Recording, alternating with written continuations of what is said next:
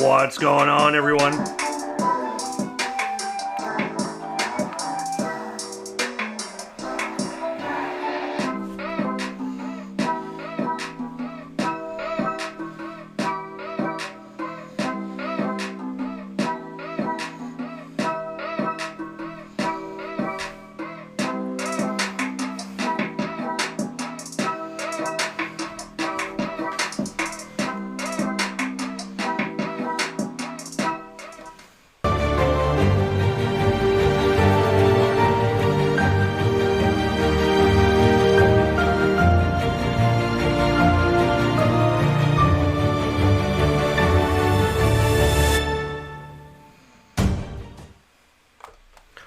What's going on, everyone? Welcome to Thursday night's Airbrush Down Dirty Tricks.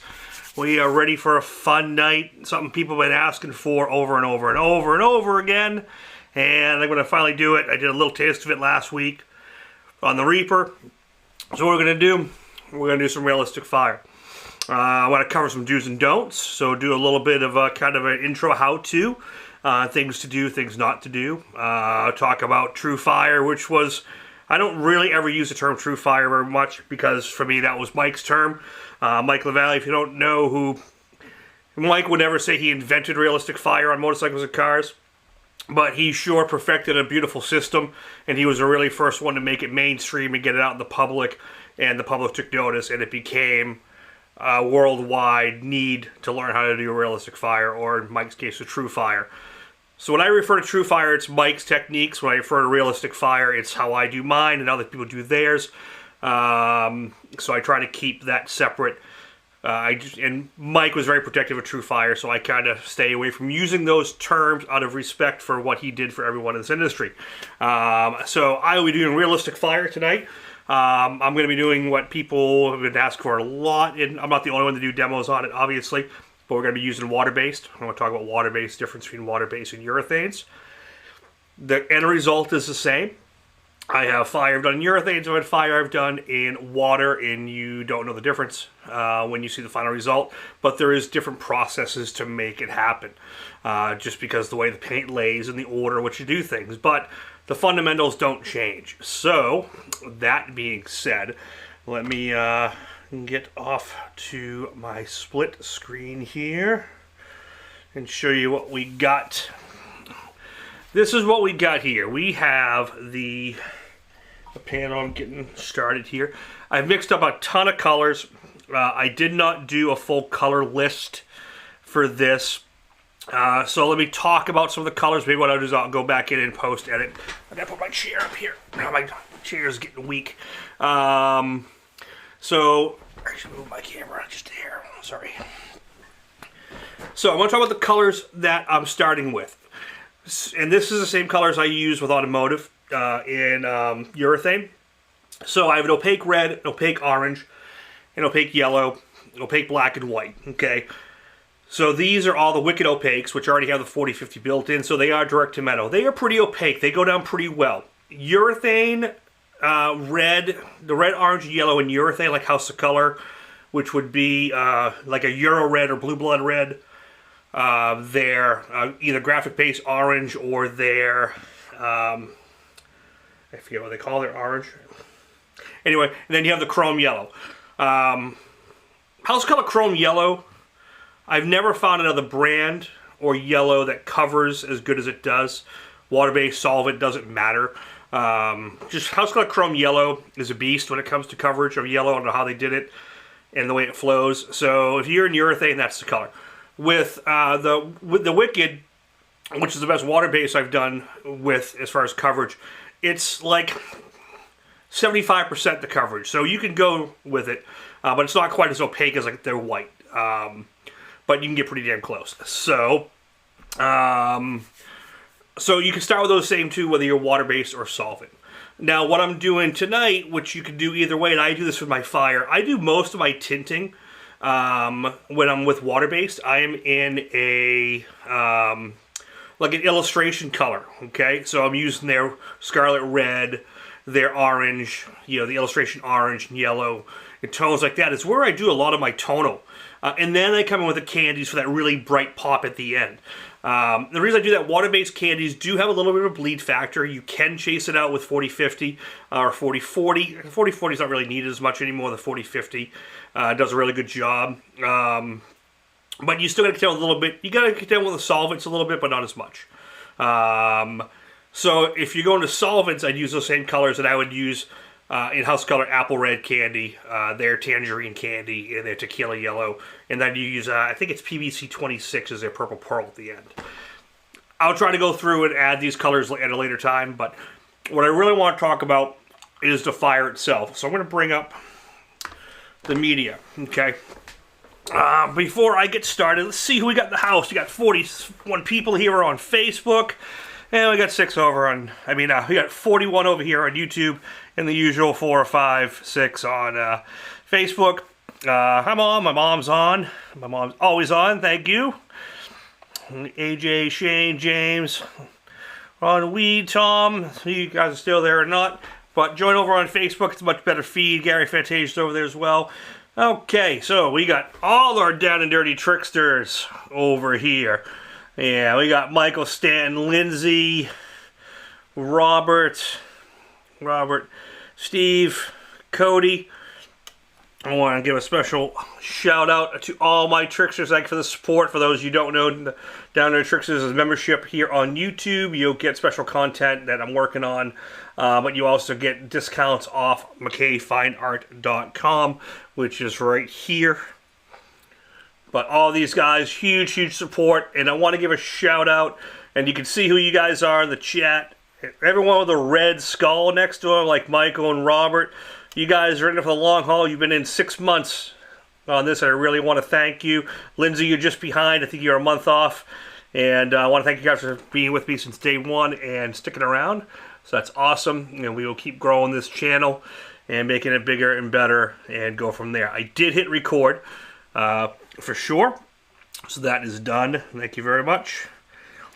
And see, we have we got our reference image right here. All right. So let's talk about fire, okay? When do we do realistic fire on cars and bikes? And let me get the Reaper piece from last week.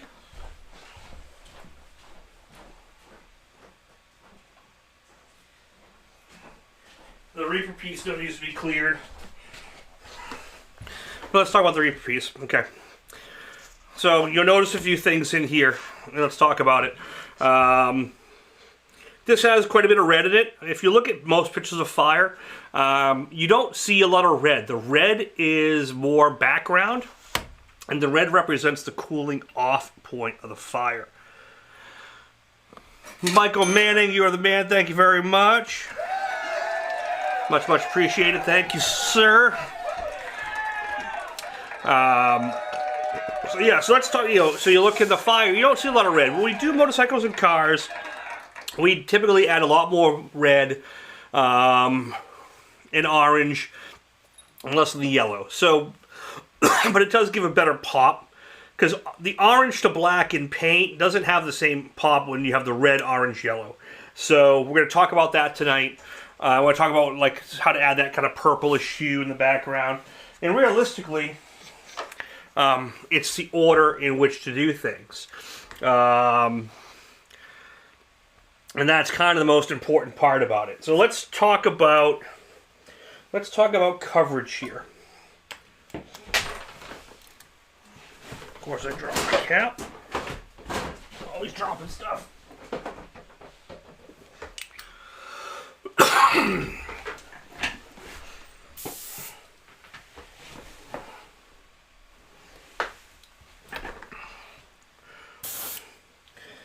Alright, so I'm going to show you the opaque red.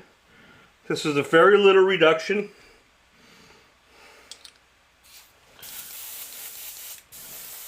And I keep it kind of thick, so I go up on my pressure quite a bit, okay? That's really how I've done it, and been doing fire for a long time, and I really like to keep pressure. So with it, let's just talk about coverage. So you can see that pretty well, okay? That's really good coverage. Water-based 8 years ago, 5 years ago, you weren't getting this coverage. So let's talk about the do's and don'ts. Okay, so when I do fire, one of the things I learned a lot is that loose to tight, okay? The loose to tight, dark to light, which is the man's saying right there. Everyone show some love to Mr. Lavallee. Do's, the don'ts. The do's and the don'ts. We had these made up the year after he passed away. Still keep it on hand. So we can just go, whoa. Just peek in and go, ha. Miss you, buddy. Alright. Alright, so the do's. You want to keep loose, okay? So when you do fire, you notice that at fire there's no straights, okay? There's no straights, there's no like big spaghetti strings going back. So actually, let's go to don'ts first. Don't do this.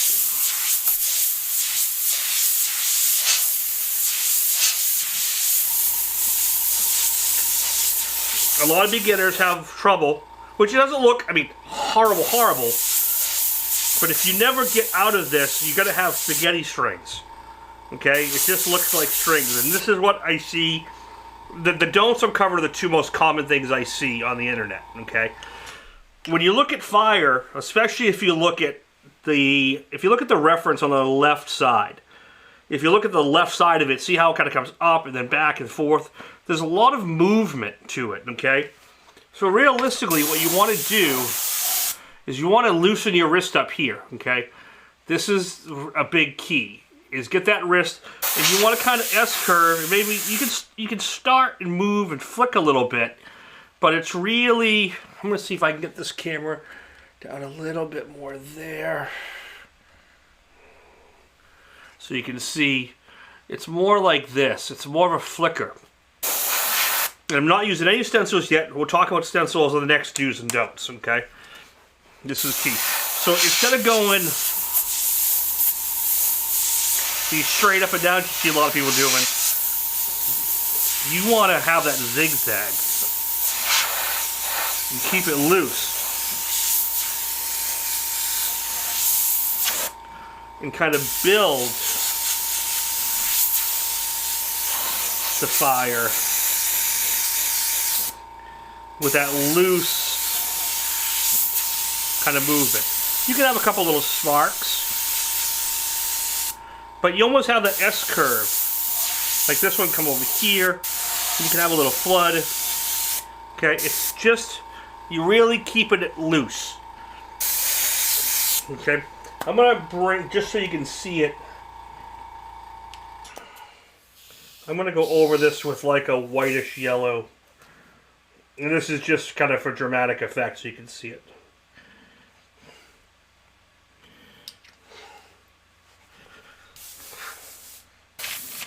Again, this is the don'ts.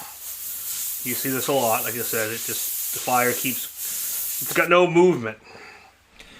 And the do's is kind of, you get that flicker, you can keep it loose.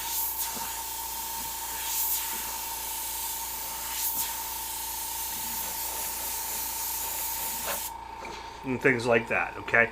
It's really about movement and keeping that movement going, okay? Okay, so that's key to getting your fire to look right, okay?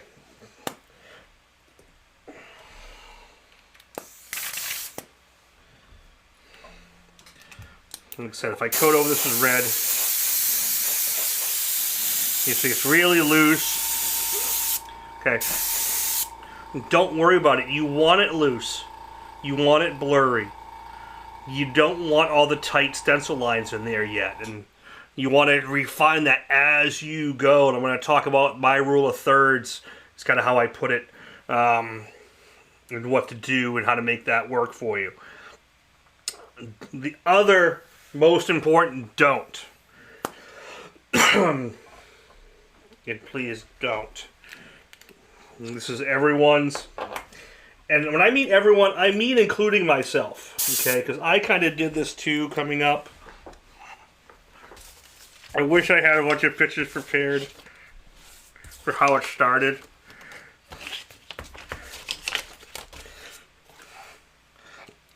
Let's see what we got here. What led or started Mike Lavallee into real fire? I don't know. I mean, I know a couple of the first cars he did, and I know the history of when Mike did. When Mike had the car. Oops. When Mike had the car at the one of the shows, I met Chip. They talked about it a lot. The first car I ever saw, which is not very photographed, I don't know as many. I was actually out in Seattle with a drag bike I did for my uncle, and I had real fire on it. It was like a Viking bike. It had fire and lightning, stuff like that. But it was my version of fire. It wasn't very good if I look back on it. It was very spaghetti stringy. It was very much like this, but like little. It had a lot of this. A lot of like, looked like squiggle fire, like I was taping out fire. And walking around the infield, I came across this car, and it was a Camaro, Pro Street like drag funny car. It had torn metal open and fire coming out of it, and the A and B pillars, or I mean the rear pillars, had like demon on it with little purples and fire coming out. And I remember taking a picture of it. And the fire was amazing. I was like, oh, mine sucks. It was amazing. I remember photographing. I remember going back and taking pictures of it, and like studying it, getting better and better. Fast forward 40 years later, Mike comes out. It hits the scene with the Monster Garage and the helicopter he did, and this and that, and all this stuff he did, stuff with Jesse James. And I look at my photos, and sure as shit, that was a Camaro Mike had done. So I don't know what his originally got into, other than just the want to do it. And it's something that people have been doing. It's not like no one did fire or tried to do a fire-looking stuff in the past on paintings and fine art and on cars, but it was really. It was really Mike who really put that kind of out there in the mainstream and made it popular, just, you know, and then shared it with all of us and how he did it. His True Fire his True Fire DVD was probably one of the best DVDs to really learn from out of anyone who's done one. It's still to this day a great DVD that he self-produced, and it's just great. But the one thing he always stated, I get some water here.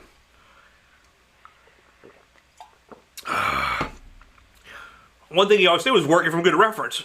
So you see the right of me, the left of me, I have some good reference. I've taken a lot of pictures of different fire. Oh, Julie, what's going on, man? Thank you for popping in.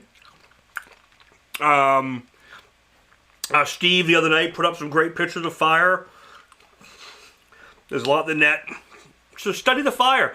You don't have to copy it verbatim, but as you're kind of working a piece, just kind of go, ooh, I like that little flick, and work that in there. I like this little flick, and turn that in there. Okay. All right, that being said, let's talk about the next don't. I'll do this in white, that whitish yellow. Sorry about my cough. It's back. We're getting a little thaw out here. There's the leaves and the mold and my allergies. And I didn't take my Claritin today.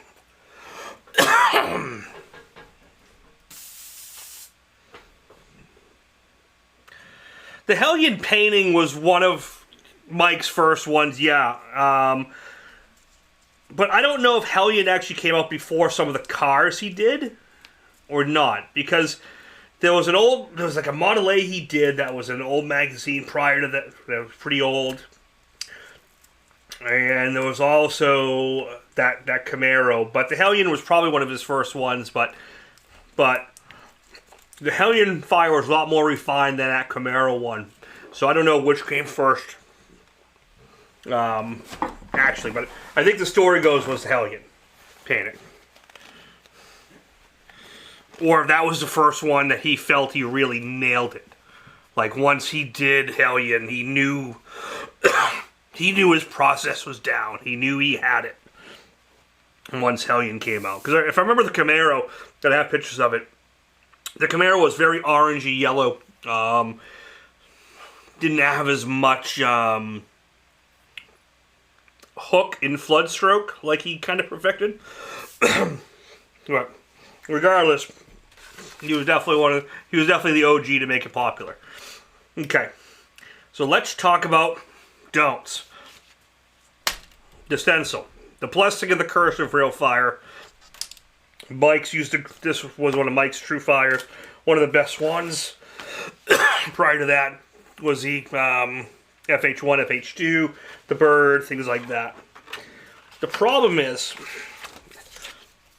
everyone gets this, and they get stencil crazy. This is what they do.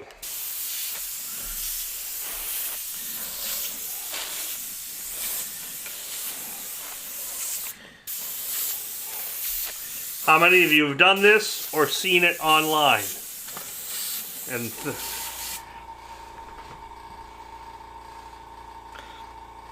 this is the most common mistake that people do. Okay, this is the don't. Don't do that. Sound like a parent. Don't do it. Don't do it, Johnny.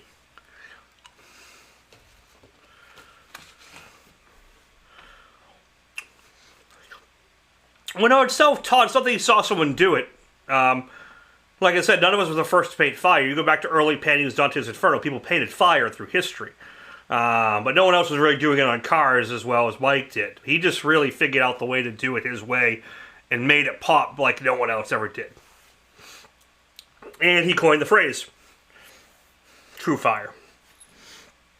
Thank you for popping in from Germany at 2:30 in the morning. Go to bed. No, thanks for popping in, man. Appreciate it. But again, that's the problem I see a lot with that. And they go in and they'll take reds and they'll take oranges.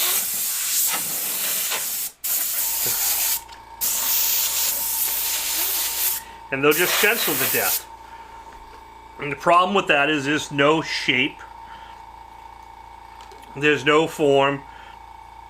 It's stencil, stencil, stencil, stencil, stencil. And that's the problem. The real key to the stencils, let me bring in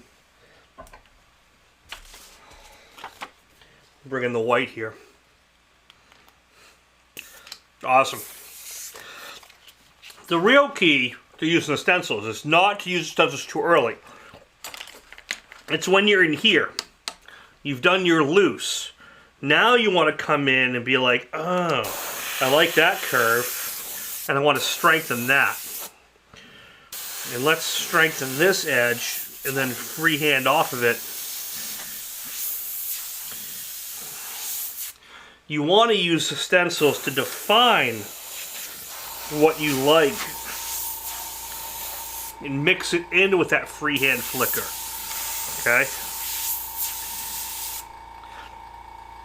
I know it sounds easier than it is, but again, it's that loose to tight, dark to light. We'll talk about the dark to light and the reason why you did it that way. Because we're working in the darker tone. We're setting what the dark to light is. You're setting up the darker tones of the fire first, like the reds and deep reds and purples. And then you're moving into the oranges. And you're setting up for that. And that orange is now setting up for the yellow. That yellow is setting up for the final whitish yellow, okay? It's setting up and setting up and setting up. The reason I use like the rule of thirds is,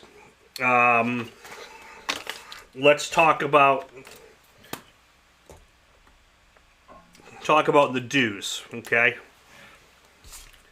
I want to fill probably about a third of the panel with some red fire. And I'm using this for my sketch. And when you watch Mike a lot, he did a lot of these flood strokes just to kind of get his bearing on where he was going to go.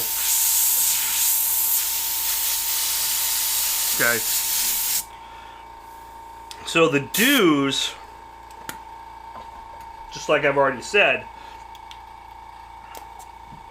is you got this loose.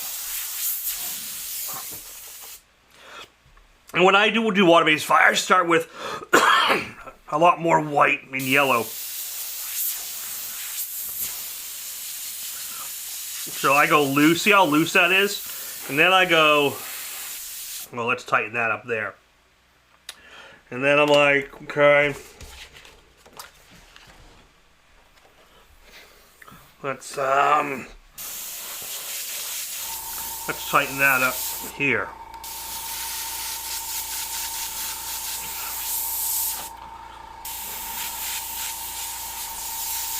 It's a little bit too floody.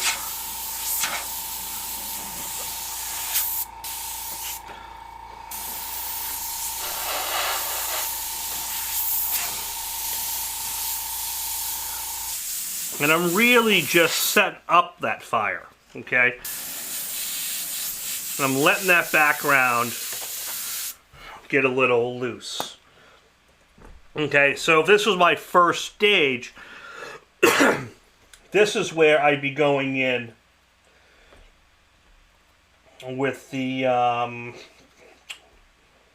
can find a clean airbrush here. I've been horrible about cleaning my guns lately. Per usual.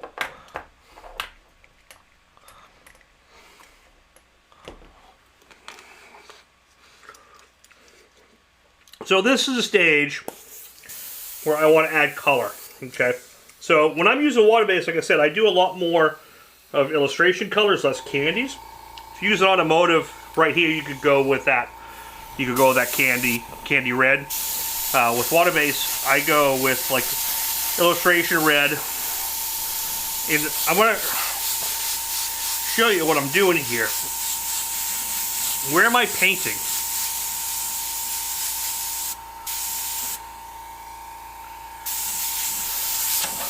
If you notice, I'm putting the majority of the red I use with candy to the outer edge and loosening that. And sometimes I'll put in some little flickers, okay? I'm getting that red. I can do it down here too. I don't flood over it with a lot of red. The red stays the outer, okay? Why do I do that? Because if you look at the reference, how much red is in that reference? Not a lot.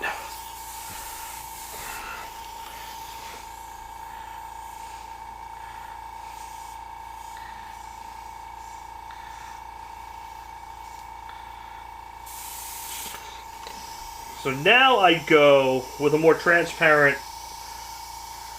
orange or yellow. Churchill, you give me a call tomorrow. You tell me what to do on my feed. So now the orange goes inside.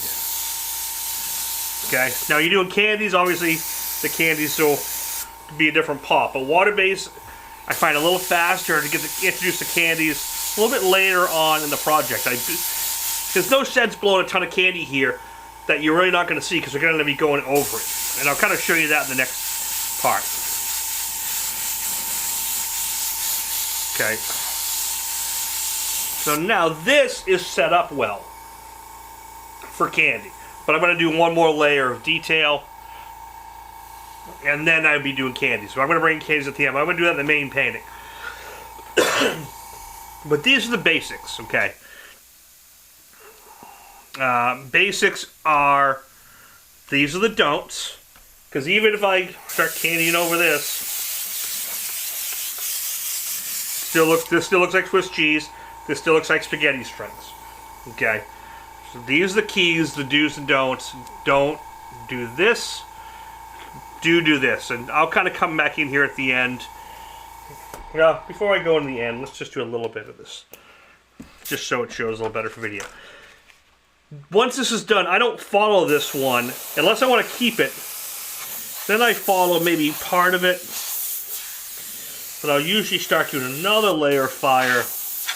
But I'll go a little more stencil and tighter.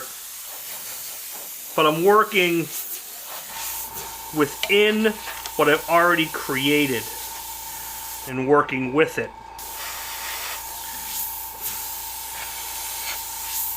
And then I'd candy in there again, but I always work inside it.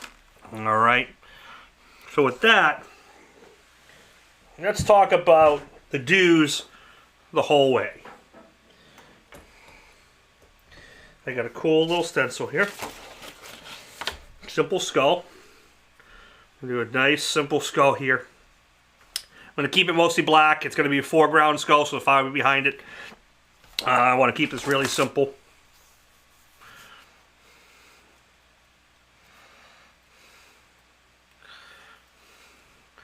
Dave the Bug.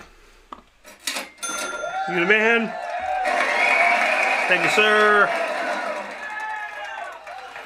Doc, you bring him, I'll sign him, man.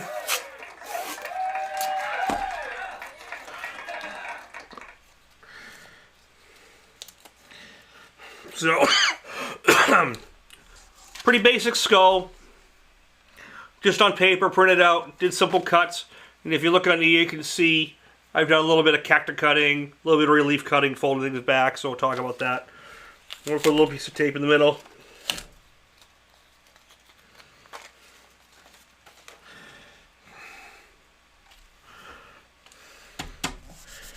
Keep that centered.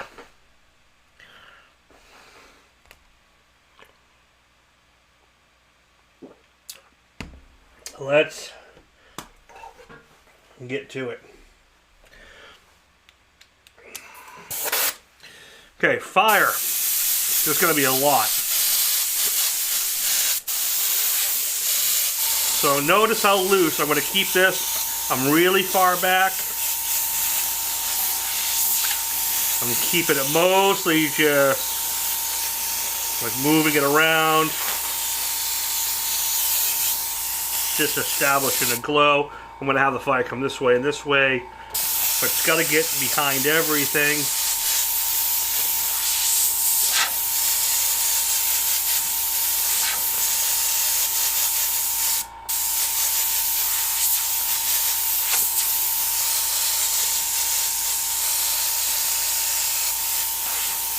Really getting that kind of established.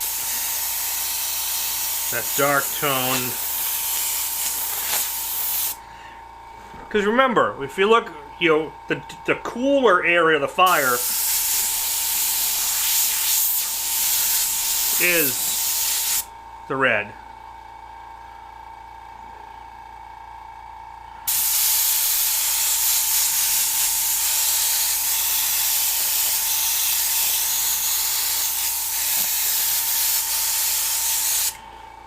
You're just getting that established. Let me see how we look. We're going to go top down. So see what I'm doing? I'm just getting that flow. And this is Createx Wicked Opaque Red. Direct to metal. Well, direct to substrate. I'm getting really nice coverage. So see what I mean? Like, House of Color might cover a hair faster. But in the grand scheme, not far off. Now, I don't over-reduce. Notice I haven't used any stencil yet. It's a lot of flood stroke. And just setting up that glow. And I'm kind of mapping out maybe some fire hooks there. I like that. It's going to hook over. So maybe it hooks back out a little bit here. I'm going to balance it here.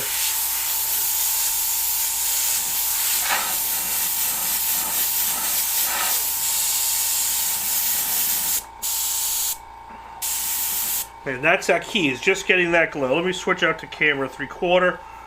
So you can see it's got that nice movement, okay? I didn't do spaghetti string, so what I didn't do was this. Chris, all these same techniques we use on blue fire? Yes. For the most part, all fire uses the same form.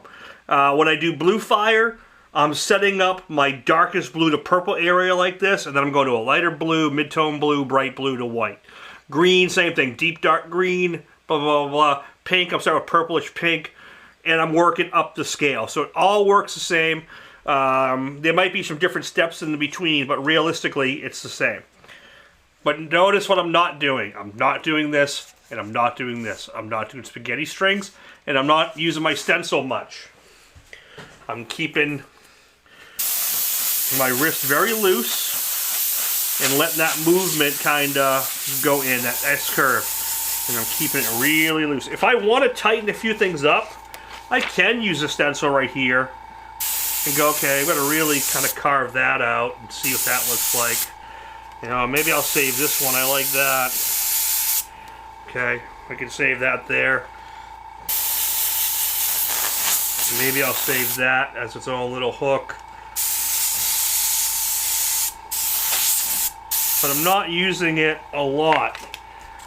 What would you say? Probably around 5% stencil juice there. And this overspray on a car will show up red, and we go with dark candies and black at the end. That's going to get toned back into the base color of the car, okay? But this is as far out as the fire is going to go, okay? And I can check this. I can lift this off and just check it and see what that's going to look like. Okay. So now I know that's going to look good, okay? I'm going to address him a little bit more later. But now I know that's pretty good. I'm going to cut back in. I'm going to put that back in. And then I'll address the rest. Okay. So now, you can do two things here. So, I remember talking to Mike, he had kind of, you had like the 12-step fire, 15-step fire, then you had the 5-step fire. And it kind of depended on how much you wanted to do. So Mike's original, or like how he explains it in the video, was he would basically do like red opaque, red candy. Orange opaque shade, red candy. Now it'd make an orangey red. Then he would go orange opaque, orange candy, orange opaque, yellow candy, or tequila. I forget the color. Anyway, and then he would go orange, then the yellow, then he would go yellow with orange candy, yellow with yellow candy, then the whitish yellow with yellow candy, and the white. He would go all the way up the spectrum, and then he would do purple, pearl, bluish pearls at the end. That was kind of the formula. And that is a huge, huge thank you, thank you, thank you. Calvin, thank you very much for that super chat. That's huge, huge, huge, huge. I'm hoping this video is helping everyone. Like I said, I've been wanting to do one for a while. I will edit this down. I am recording all the footage separately. So hopefully we'll be able to do that. So with all that being said, Mike's second choice was, okay, instead of going red, red candy, red, orange candy, orange, red candy, orange, orange candy, blah, blah, blah, blah, blah, he would go, okay, red, opaque, orange opaque, orange and red candy together. Okay, so you kind of merging steps. And sometimes you did that with a much deeper fire, or it was just faster. And it just depends how you felt like working. Okay?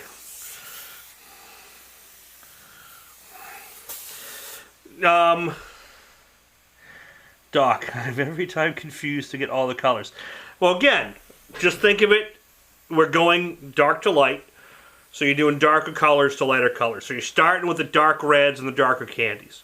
Then you're starting with the oranges, the orange candies, yellows, yellow candies, and whites to yellow candies. And you're going brighter as you go, so dark to light.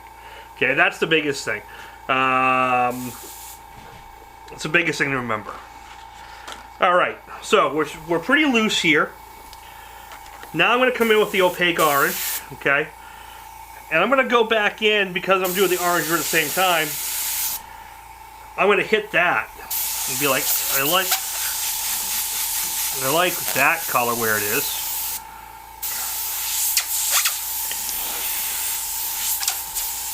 And I kind of like this. So that's going to be a foreground flame. Let me bring up the media there. Okay, so that's kind of coming up to the foreground now. I'm liking that. But notice I've kind of come back to loose. what am I doing? What's the one thing I'm really doing right now, which should be very apparent at this point, if you're paying attention? What am I doing?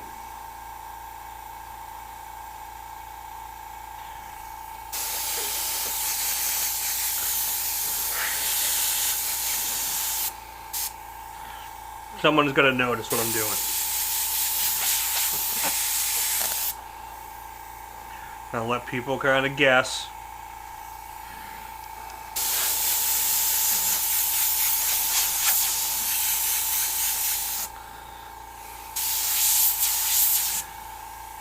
Freehand, yes, I am freehand, so I am back to loose, but something a little bit more specific I'm doing that I've mentioned.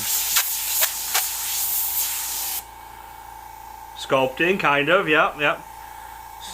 Lindsay's got it. Ding, ding, ding, ding, ding, ding, ding. I'm staying within what I've already done with the prior darker color, okay? So yes, I'm shaping the flame, but I'm staying within the red, okay? I'm not trying to put the orange over the black. Because the problem is, you're trying to put orange over black now, it starts looking kind of cruddy, okay? A, it doesn't cover as well. And B, even if it did, it doesn't look as good.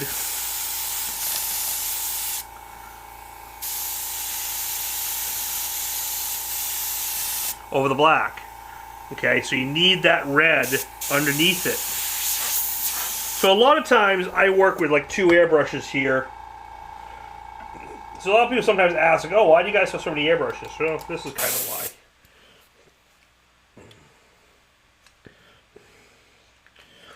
You know, if I find I need a little bit more red before I go to that dark candy red, or I need a little bit more outer, I can kind of start to balance that out.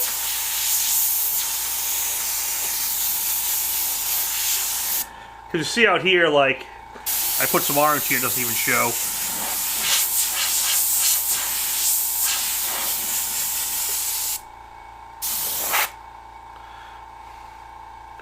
Yeah. So layering is correct, all that's correct, but the big key word I'm looking for is I'm working within that area. I'm working inside the red. And before I go any further, I need to get some red into here, okay? I need to start sculpting this skull to tie it in. Okay, so what I want to do is I got a few little things to fold back here like this. Like the eye sockets and stuff that just need to be kind of folded down.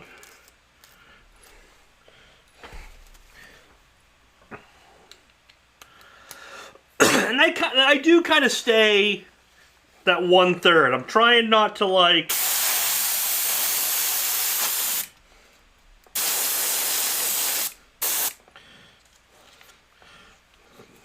I'm trying to stay within that area.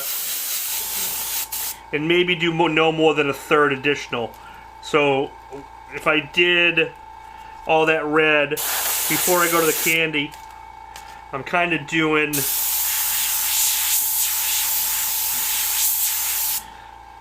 I'm saying like 1/3 inside. I'm not overdoing it.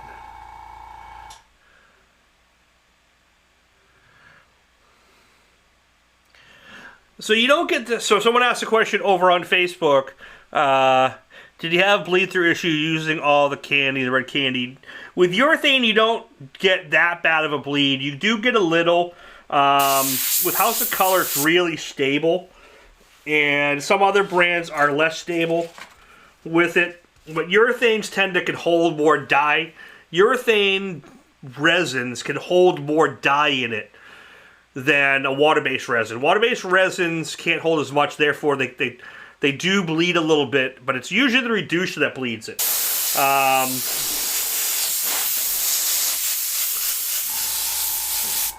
So if I'm doing this and I want to go right to candy, I'll make sure I use less. I won't use as much reducer, and if I don't use much reducer, I will get less bleed. Water-based does bleed a little bit more than solvent, but since they did the 40-50, it's really not as much as it used to be. It's pretty solid. Okay, so there's the fire. Kind of staying inside here. The firearm, the skull, I'm really going to carve some details in later. But I do like to have like a little fire come out of the skull.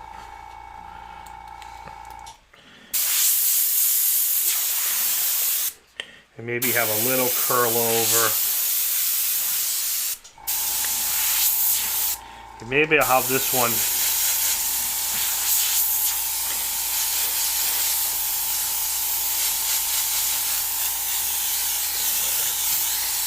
just kind of dance around like that. Okay, very, very subtle.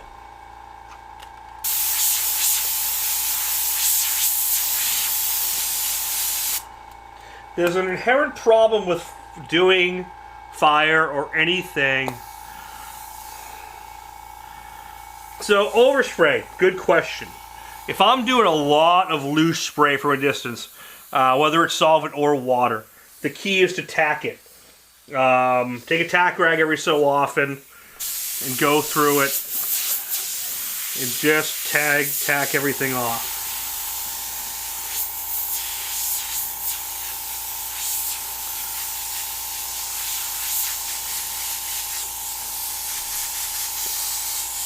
It's also more with, no, you did not win the panel, Lindsay.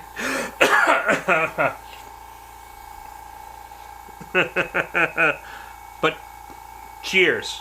Cheers.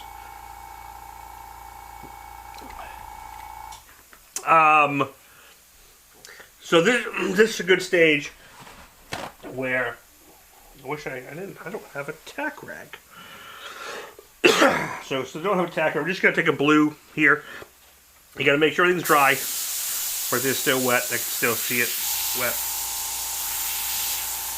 When you're doing candies, is really important, especially urethane, so they dry so fast.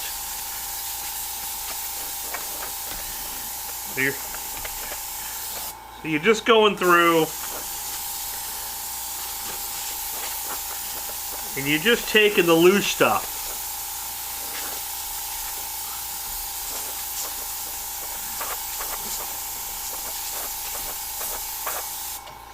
Okay, that's it. You're just taking the loose stuff. Now, if you wanted to, before you do your red, if you want to just see how things are shaping up, or you want to get a little bit of a pop now, you can go in with an opaque yellow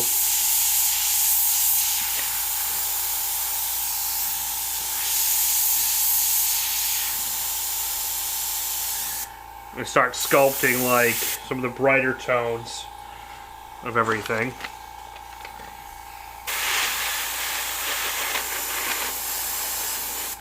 Like you could do that and just kind of establish that now. And I haven't used any transparents or any candies yet. It's just controlling what's already been down, working within what's already there.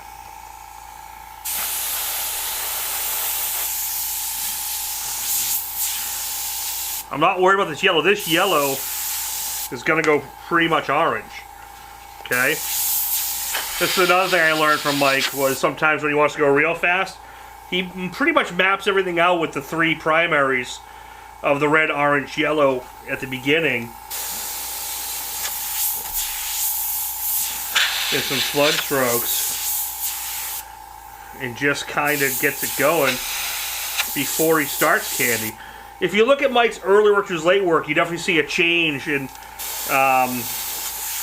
more versus less stencil, more candy towards the end, and less like big layers of candy at the beginning. Because I remember when I first started, you have plenty of control with the yellow. The problem is you're scared of it. You see it, you panic. You're like, oh my god! It's too much, it's too much, it's too much, I ruined it, I ruined it, I ruined it. It's what everyone does. Okay? Because they think they've done too much, too fast.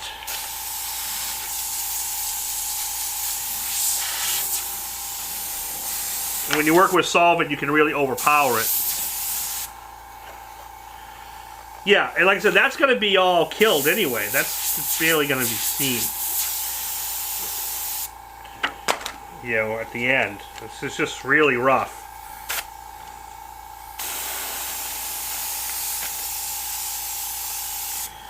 I can get really yellow here because I'm going to kill this with the red candy anyway.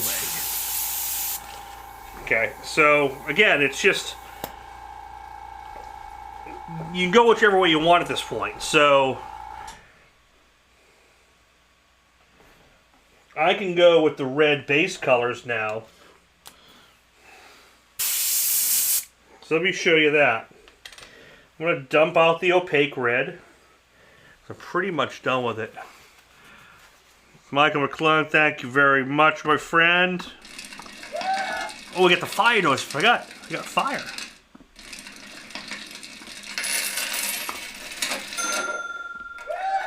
Thank you, guys.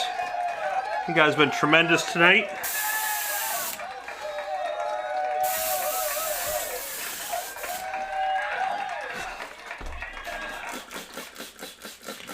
Like I said, I am recording this, so hopefully I can get this into a nice edited down video. It's definitely worth the mission. Okay, so the first thing I'm going to do is this is illustration red. This is not candy red. Okay, candy red is semi-transparent, so it really doesn't show up on the black at all. But it does make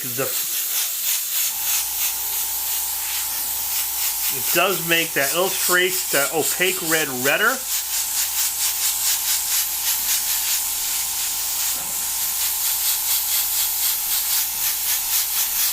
You can see how nice orangey red it gets these areas.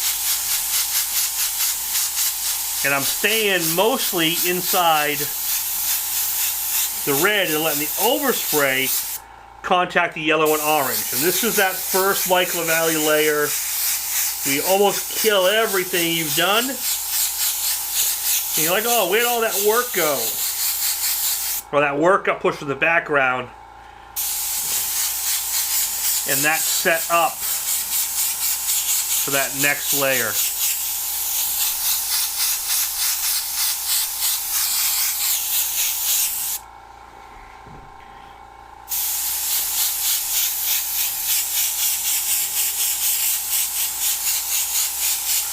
So you can do red candy here or illustration red.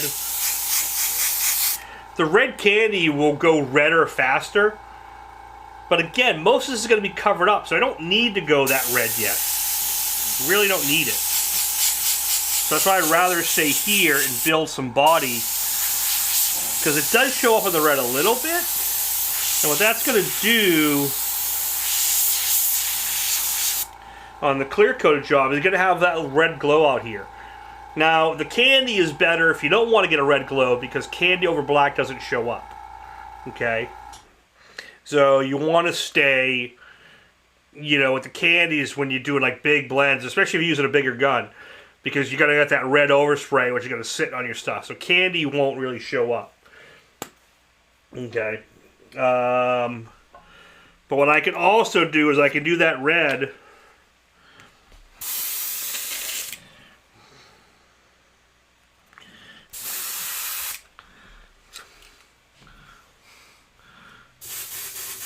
Absolutely, sir.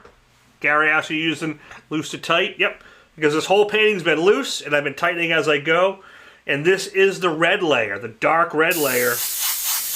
I can add a little orange illustration over it. This is kind of that dark tone.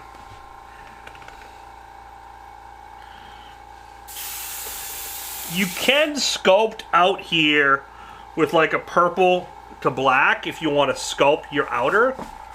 I'll show you. But you can also do that at the end.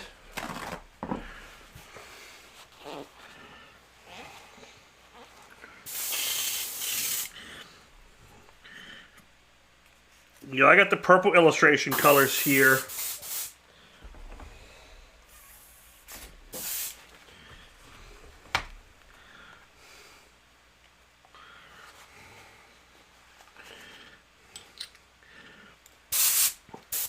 So like this purple, I can come in and I can like carve almost like a black. But I can carve out some of the fire of the opposite side with this purple.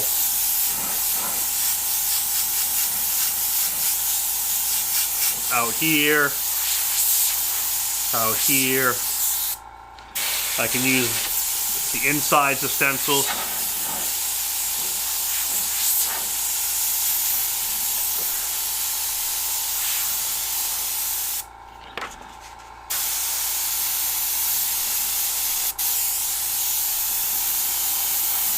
So if you felt like, oh, I got a little too much going on out here, you can go purple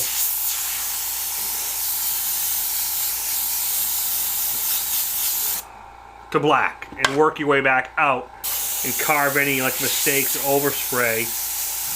And not purple pearl, just purple. Because that's going to do, it's going to darken that red up at the outers and let it kind of get back closer to black. Instead of, if you try to cut it with black here, you're going to dead spot where the black meets that red glow.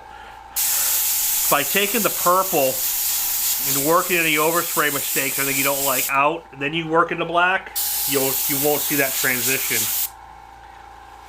It's also a nice color to work in here.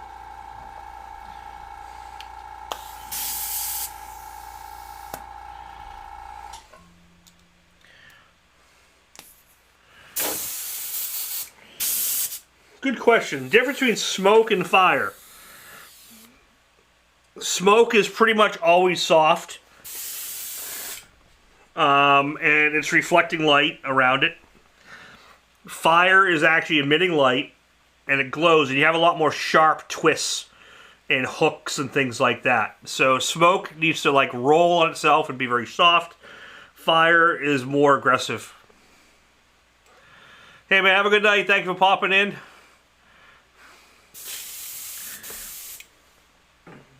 Appreciate it. So I want to get a little bit more like red in the skull, just so we have some area to detail later with a little bit of black. It's going to be hard to see on camera,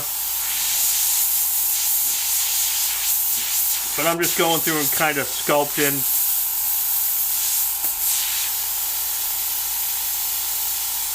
Warlord, what's going on, man?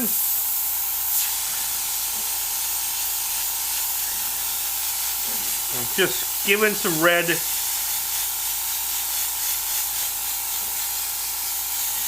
Just so I can get some stuff to sculpt in later. Okay, so now I've done my red, my orange. This is where you start going with yellow. And the yellow is good, but it's not, again, nothing beats chrome yellow. I have yet to find, I love my Createx, it does a great job, or any other brand for that matter. But I've yet, and I've used a lot of brands, so please don't start naming off brands that you think work better. I've used them. Smoke has much less layers, usually 1 or 2 max. I've used every other brand's better white, better yellows, better opaques, blah, blah, blah, blah, blah. I have found nothing that can hold a candle to do house color chrome yellow. So, it's one of the best colors. So what I'm going to do is I'm going to mostly go opaque white here, because with the water-based, the opaque whites work really well. I'm going to add it to my yellow. So it's pretty much like a cream color. And that's my color from here on out. I kind of use. I don't really go back to the reds unless it's like the tint, because my dark structure is already set. It's going to be darker. I'm going to go. If I got to go darker, I'm going to go even lighter. I'm going to go more transparent. I mean, so I'm going to pretty much stick with candies and transparents from here on out. I'm going to build everything else with like an illustration white or yellow. And this is where the painting gets a little scary and people get a little shaken up, because it starts to look really busy and like you've ruined it because it gets so bold. So another trick to fire that no one really tells you, I don't think Mike ever mentioned it, or he didn't think this way, I think this way. You kind of have to ruin it to make it look better. So you're going to say to yourself, oh, I've ruined it. Oh, this looks like hell. Oh, I hate it. Oh, I hate it. Oh, I hate it. And then eventually it's going to be like, oh, that's looking better. Oh, it's looking better. Oh, it's looking better. You got to... It's got to look like crap before it can be better. So I want you to think of everything you've done here now is more like an underpainting. It's kind of the setup. I just use crappy printer paper. I probably should use something a little bit more robust. So let's cheers. This is the midpoint. This is the no turning back. At this point, you can mess it up, but it's always savable. I say that, but I have done jobs where I've been at this point, didn't like it. It took lacquer thinner and wiped it off a whole job. It was better for it, but most of the time it's not. So I don't mean to scare you, but everyone, you have your days where sometimes it's not working. I don't recommend doing it, but sometimes it is better to start over. Yeah, so this happens with a lot of airbrush work. It happens with artwork in general. You go through the ugly phase, man. So now I'm going to go back to loose, but I'm going to do some new fire. That's kind of going to follow what I did. And maybe some of it stays. Maybe I cover over some of the stuff I did. Or maybe it looks like I did, and it's just...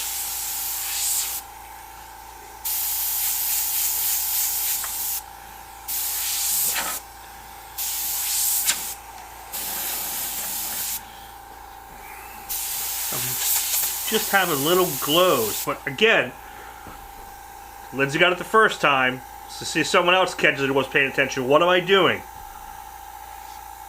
What am I still doing the whole time? Lindsay, you can't answer.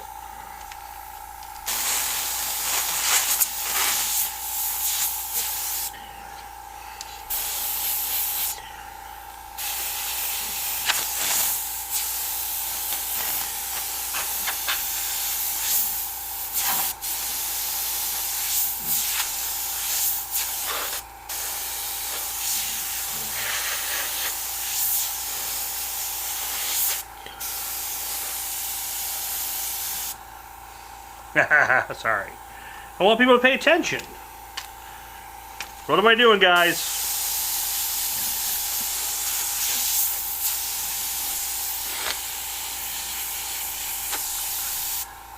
Working in the same area. Right, I'm working within that space that I've done already. So that less is more.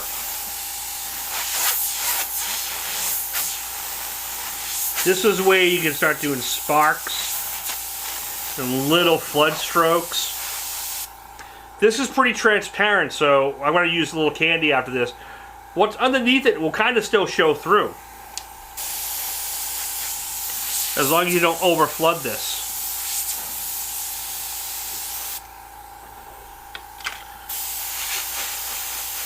Again, I'm going to hit the eye.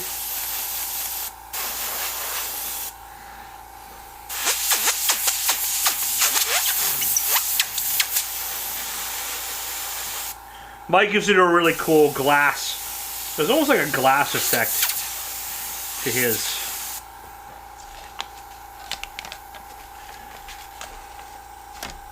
Okay, so now you start seeing that. And I want to get a little bit of this fire to go over the skull, but not as much.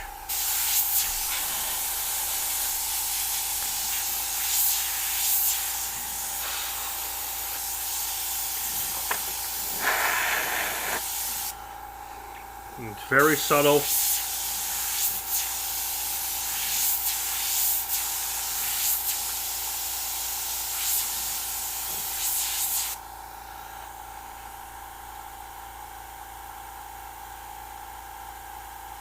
Oh, Davy Jones from Pirates of the Caribbean is an epic piece to try. I've never done him. Never painted that. Mark Cook, yep, you're exactly right. Kind of erase but layering, yep.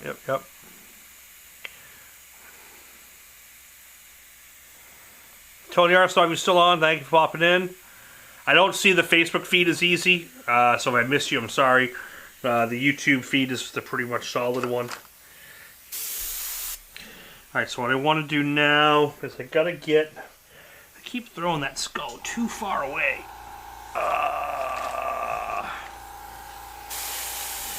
I really like always to pop out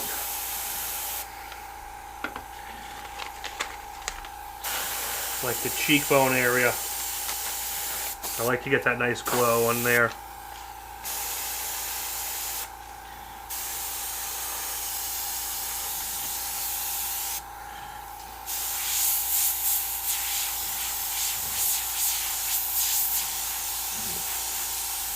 Like, it starts looking really messy here, right? Like, I'm hitting the eyes, like where the eyes kind of cross over. Cheekbones, like just where the eyes start to hit. And it's okay, this is going to be bold, it's going to be cut back. Oh, so it's going to be cut away. I still have very little reducer. I got like 5 to 10% reducer in here. I tend to work a little higher PSI and less reducer, which I found is actually even more of a key with water-based, because you don't have as much hot reducer.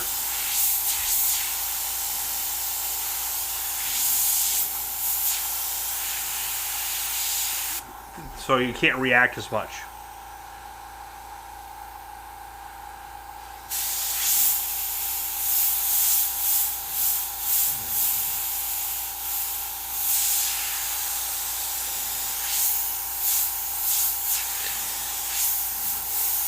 So I'm going to go through and do some little work in here inside the mouth. Let me go to top down. You can see a little bit easier. So see how everything is within. So here's the red, here's the orange, here's the yellow. This is going to be more orangey when it's done. And then I'll do one final yellow. How high my PSI? I don't recommend this for most of you. Okay? I don't recommend this for most of you starting out. I'm at about 65 right now, and I keep my reducer really low, and I move fast, and that's the key to using less reducer in very opaque paint.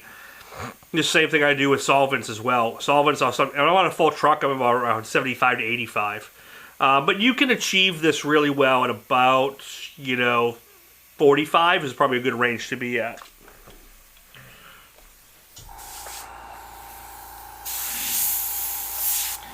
Oh, the other trick I like doing, and this is kind of scary, but is it Steve, whose name I could never pronounce his last name with a W? Sorry, I love you, brother, but your last name's horrible for me to pronounce. It's aluminum panel, yes. I like doing a splatter right here, so I do the old pull the trigger back and spit. Spit, spit, spit, spit.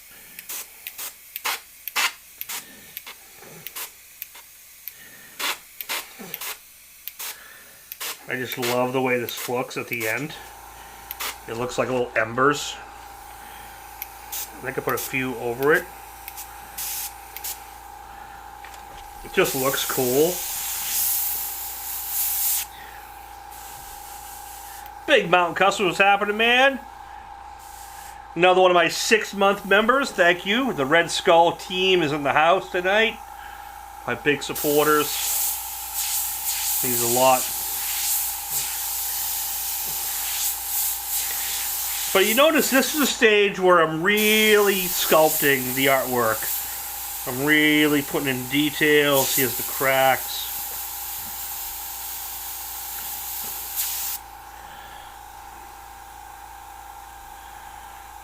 It's always practice, man. That's what it's all about.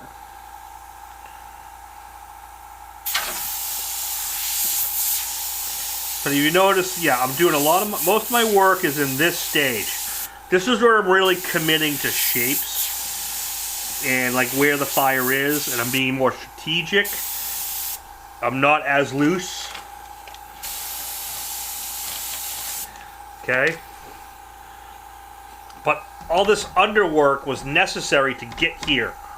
This would not be working that well without what you did underneath, and that's the key you have to remember. And again, this is looking a little crazy. It's a little too much.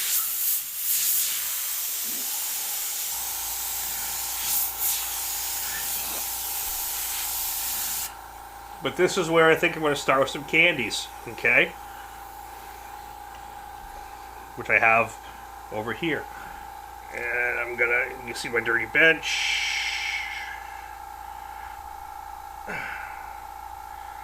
And all my other colors back there. There we go. Yeah, it's almost marbly. It's almost just, it's really just a skull that's in the foreground that's really being backlit. Okay, so there's not much happening. And I can go in here and I can add a little bit more texture. Where is, I had a good texture stencil. Oh, there it is.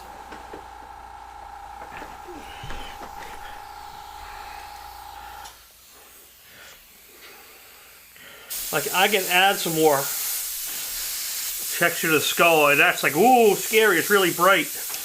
And that's a lot. That's like, oh, man, what'd I do? But remember, most of this is going to be kicked out after this.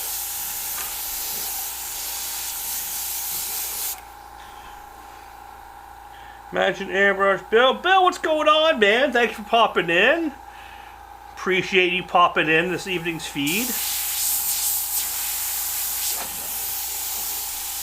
So if you don't know, Bill's got some amazing how-tos going on as well on the tube of the U. And I think Facebook. You're doing YouTube too, right? Yeah, because you have a Facebook. You do both. I think. If I'm not, I'm a liar and whatever.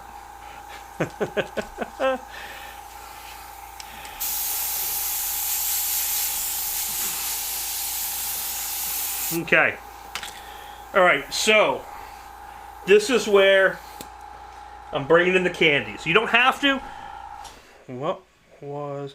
Oh, so Dan, that was, for the water base, this was Wicked Opaque White.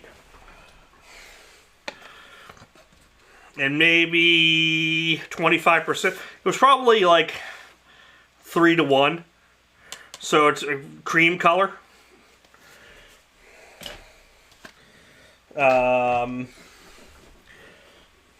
And what you could do, you know what?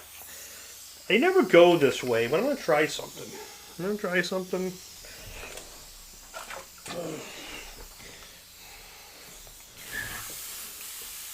Nah, no, I'm going to stick with my usual. I don't want to confuse everyone.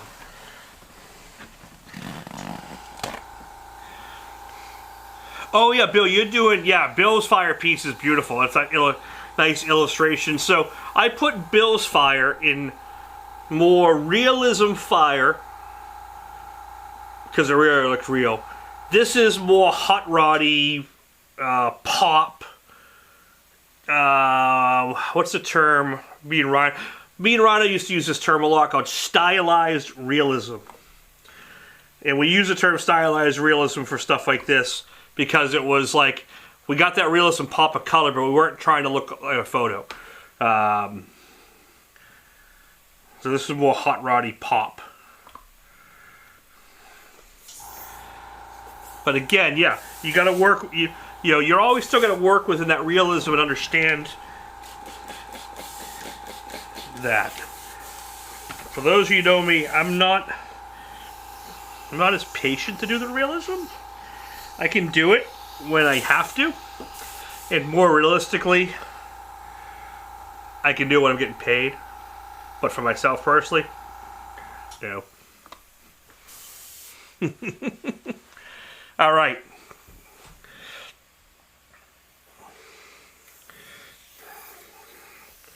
Cheers. This is blood red candy. Very sparingly is this going to be used. Almost none at all. Because look at our photo reference. How much red is in there? Little to no red. So Gary, you are orange. You're probably 1 month off. So you're 5 months, maybe going on 6 this month. So the colors change every few months. So the red is 6, orange is 5. From what I gather, from what I looked up today.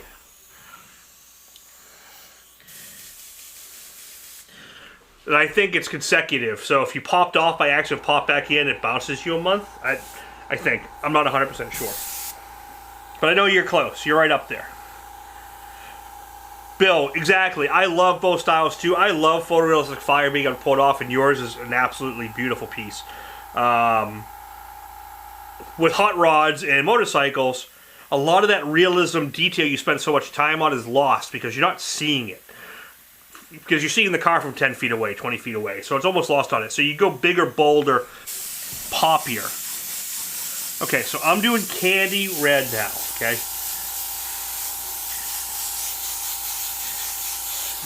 Notice where I'm putting it. Oh. Where are you at?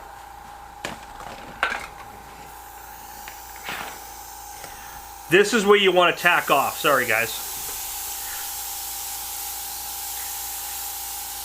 Probably by tomorrow or next week, you'll probably be on the 6-month red.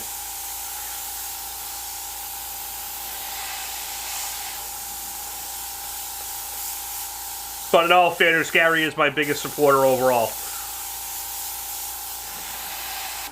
This is where you want to tack off, because this is where, especially in automotive, you've been doing a lot of base coat here, you got a lot of chalky dust overspray in your car or your panel. And this is where you want to get that. See that?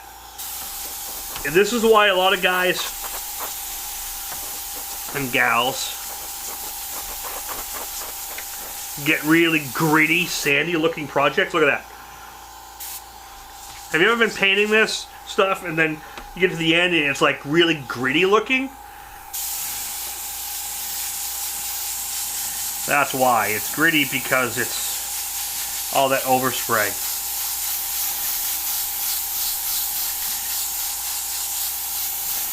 So this is the candy red. The candy red goes in the darkest areas only.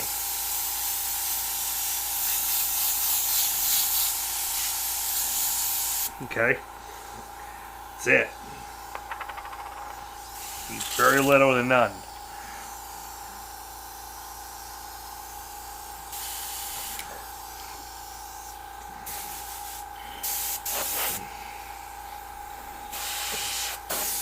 Candy orange. This is the color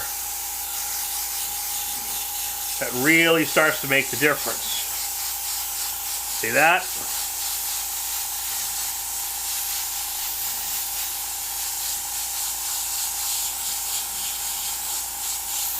And you really start getting that pop.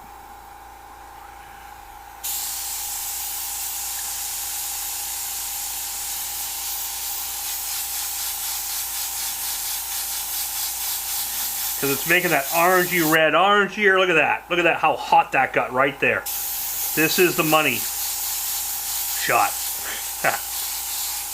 Sorry. This is where you really start getting that pop to come together. This is where you can almost go over the whole thing.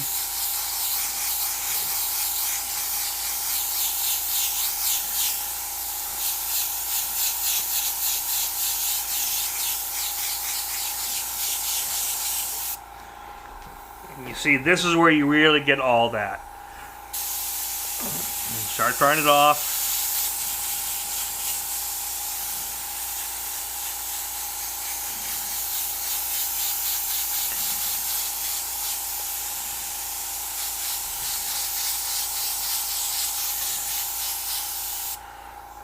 So you see how even what was really red out here is pretty orange. But if you go look at our fire reference, that's really where you want to be. You don't want to have that red.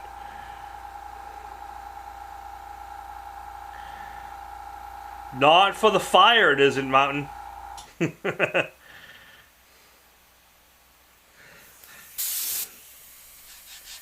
So now the candies tend to get a little chalky here too. So again, every so often stop.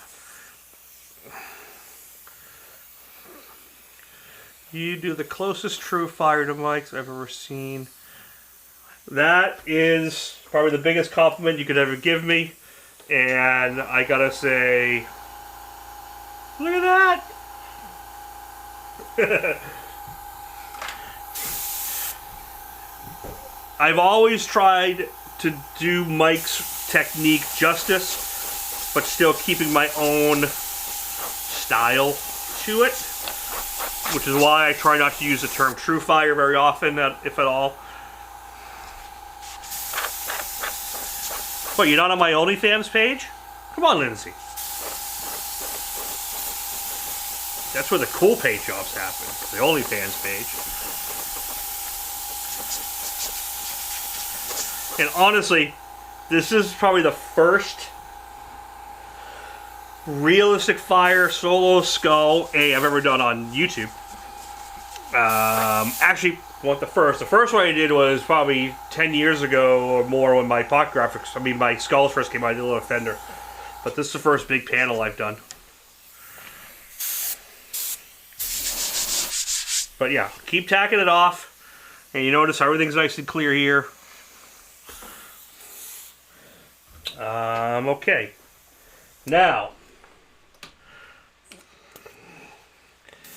so let's see if we get any bleed. Because remember, this candy's all down to 40-50 now. So now I can come back in with that same creamish white color. It looks like white. Okay? It looks like white.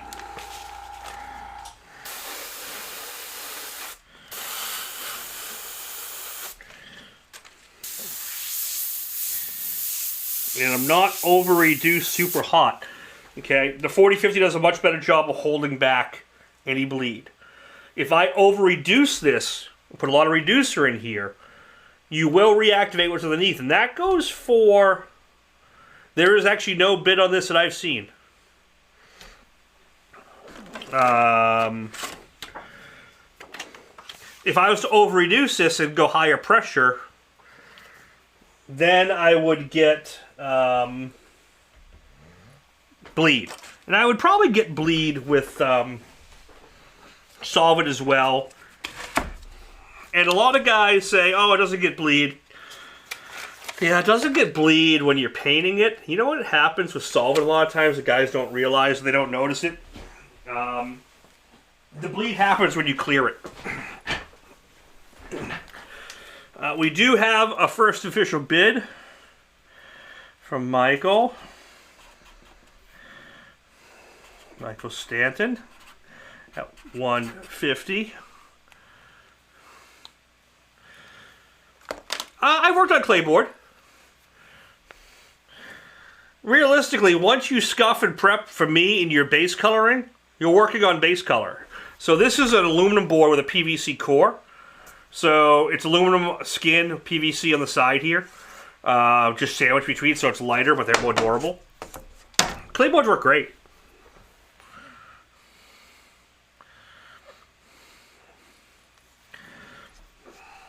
But notice, no bleed yet. Okay? So this is candy mixed with 40-50. The 40-30 couldn't hold the candy back as much. So you needed that, what was it, the 40-40? Was the bleed check sealer that worked pretty well. I wasn't a huge fan of it overall for big projects just because you had this right out of a big gun because you couldn't reduce it, because once you reduce it, it did the same thing. Yeah, the clear, exactly. So the big key is to not overshock the candy. So whether you're using solvent or water-based, if you're using a high heat solvent, you will reactivate the candy with your base color, and that will bleed the candy. With solvent, a lot of times it doesn't do it until after. So again, what am I doing here?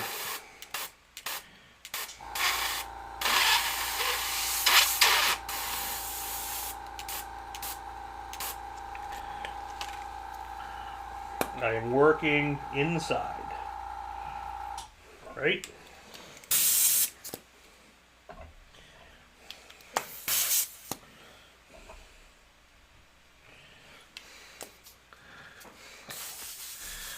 We're at 9:30, hour and a half.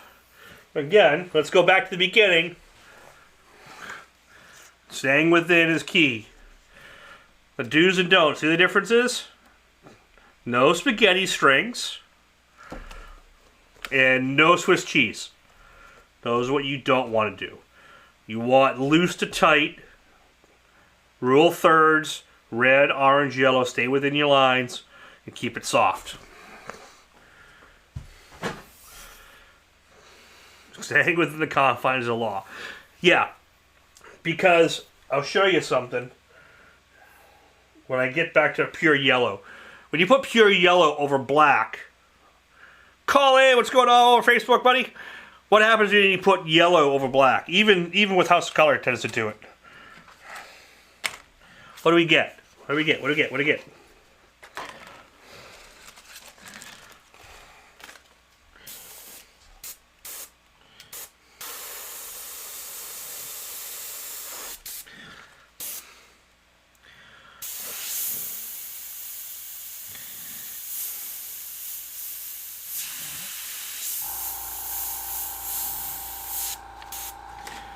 Oh, I need to do some more of those sparks.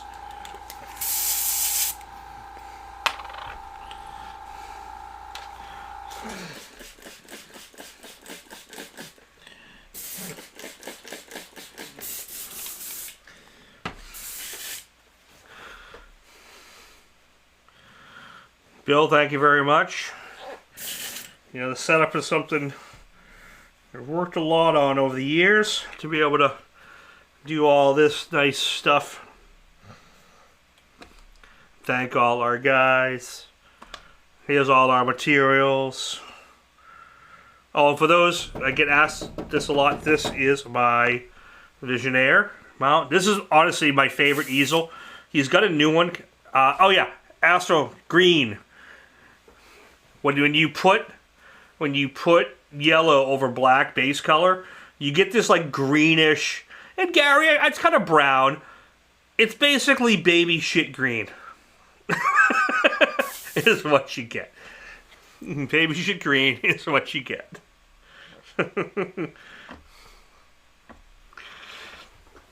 Oh. Yeah, look, I'll show you.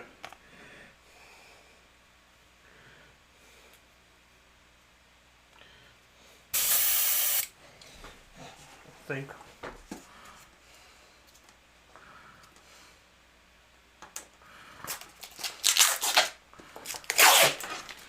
Here's the black panel.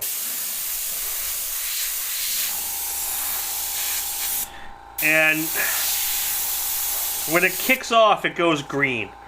It's got a greenish tinge to it. And the orange is even worse, especially when you're out here. It just doesn't look good. That's why you want to put your yellow needs to be within your orange if you want to get that pop.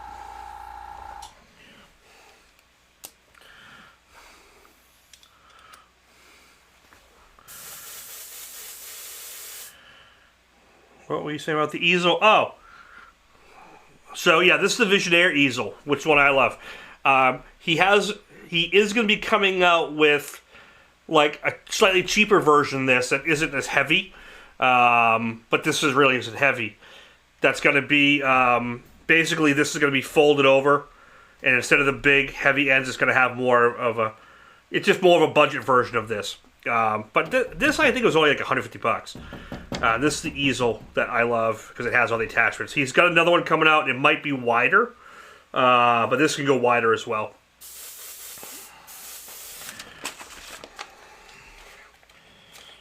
if it goes into production. We went through a few. I talked to him about it and went through a few revisions, and I'm not getting the spit. I'm gonna do the Gerald Menendez.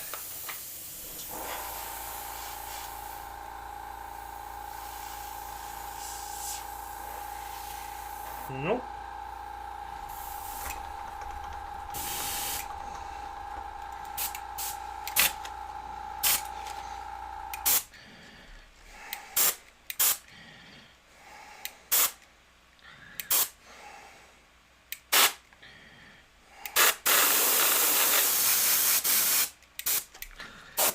There we go. I got a little bit of that. That's what I wanted. Just a little bit of spark down here. Cool. That's all. That's all I want.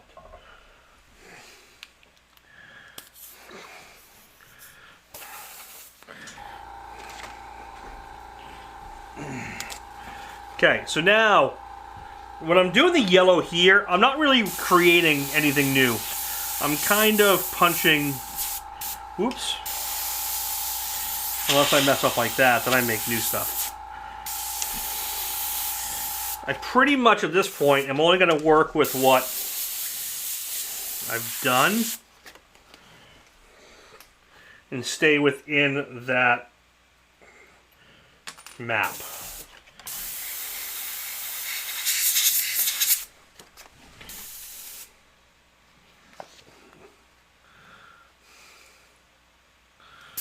I really got to clean up this area. I've been bouncing back between this and my Warhammer stuff, so my bench is just a mess.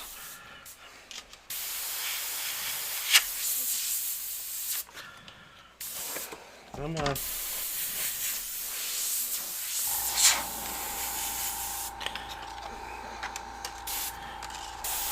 Again, a little bit more stencil used here, but not much. But now it looks like I'm overpowering it, and I'm really not, but I'm just being very strategic with it.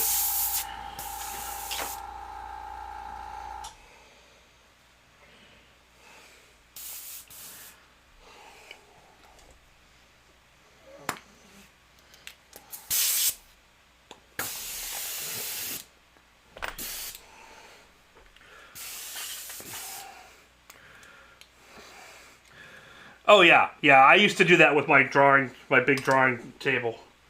I used to have a big architect's table as well.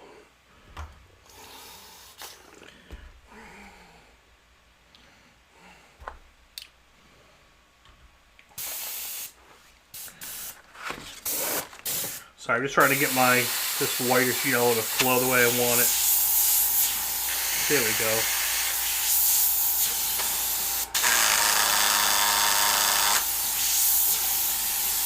Again, very simple, very subtle here. Not a lot of paint. Work within what you got.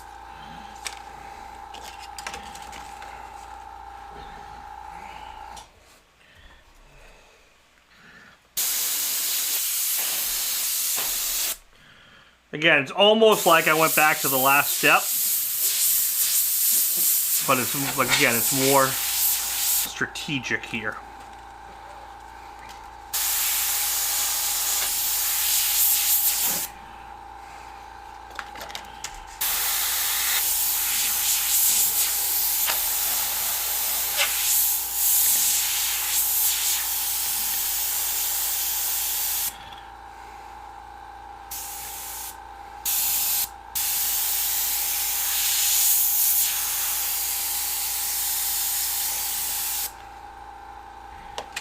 Keep it really simple. I really like to get these cheekbones bright. Really helps. Okay.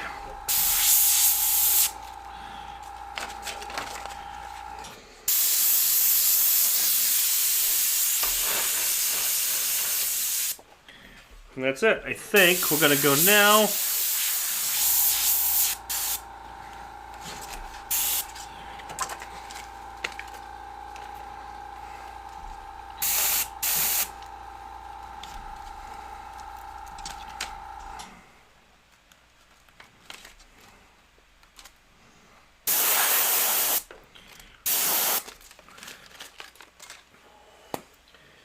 Now it's time to candy this thing up. Okay, so now keep the orange way outside. Just almost just kiss over the tips a little bit and the outer edge.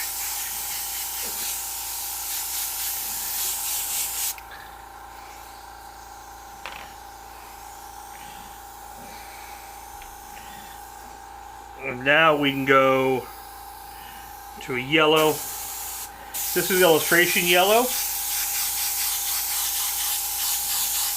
because it's really transparent. I find I like the tequila yellow a lot, but it's a little, it gets a little brown, more brown than House of Colors does. So, House of Colors Pagan Gold. So I like the Pagan Gold and House of Color at this stage. I like just illustration yellow over the tequila yellow. There's a yellow candy you can use as well. I'm going to tack it off again.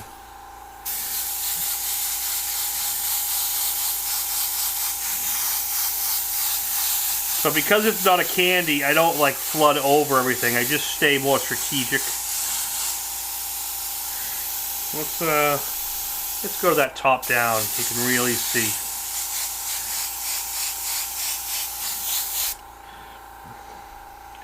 Because now I can pop that orange in.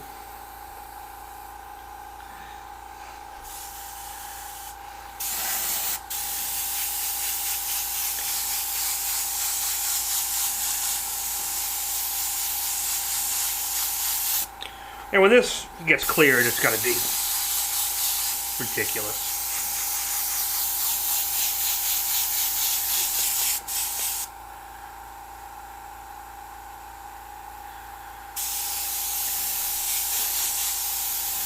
Keep drying. Oops, still a little wet. Let's not do that.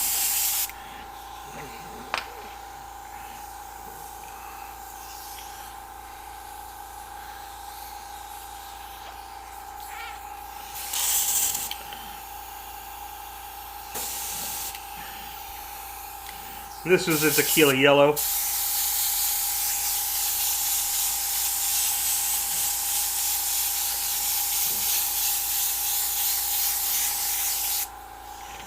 Now I go back to red.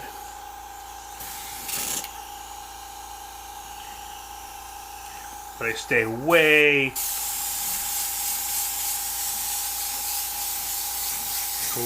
outside.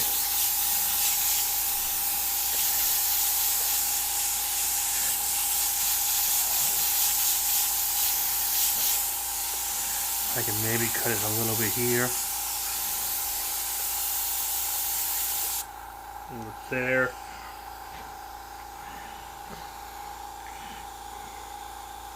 Now I'm going to add my purple to the red.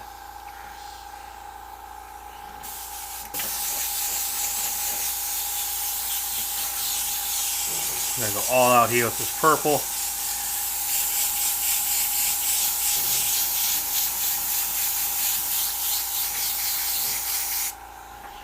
That really starts to get that. And now this purple red is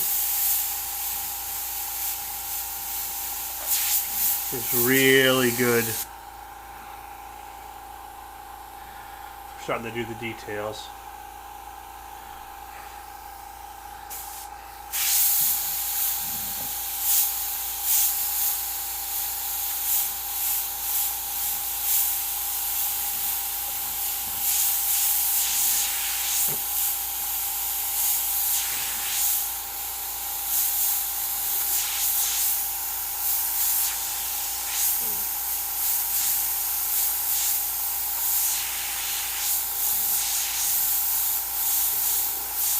We still have only, I think, one bid on this at 150s where we're sitting right now.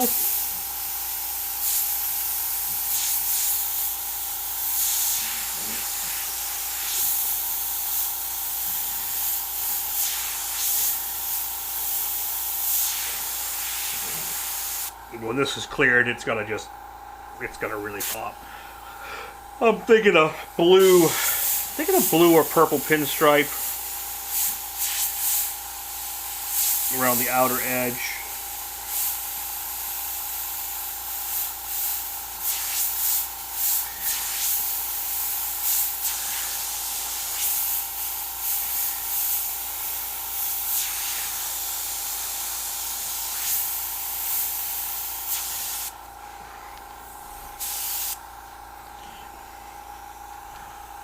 What's going on? Welcome.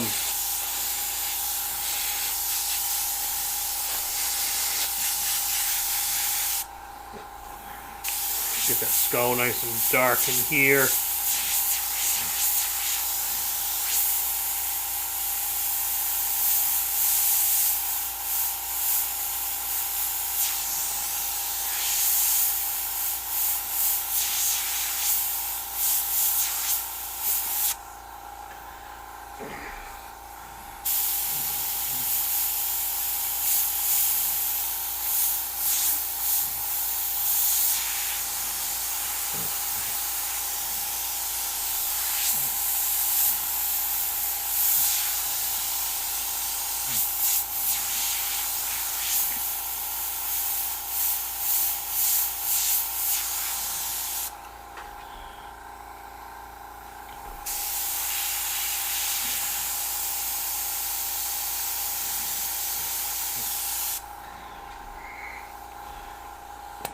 And a couple last little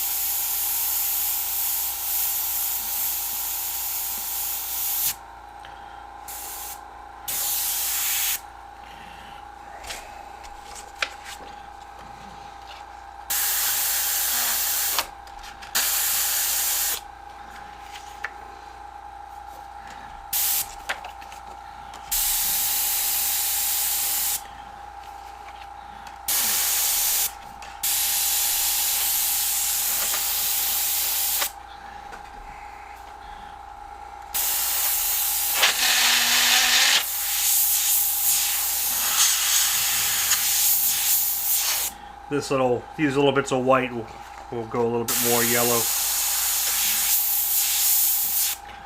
Just being very strategic where this goes.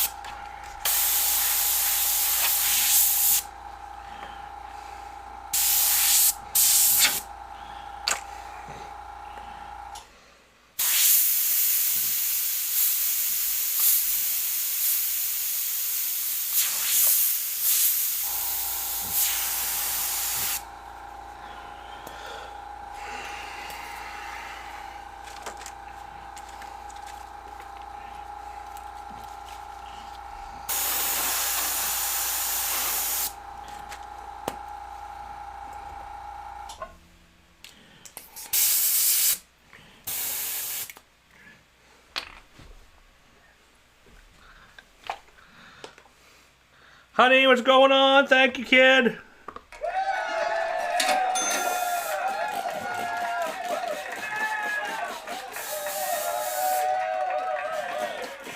I want to especially talk with Honey and Gary, who are here, who have many, many paintings ready to go out. And they've been cleared some 3 times, and I haven't finished buffing them, and I need to spend the next couple days buffing and getting these out. My sincerest apologies if I slackered them. They are in clear. The dragon one has one more round of clear to do, and I'll get these out to you. I want to do those chains really, really well. Okay, so those last bits.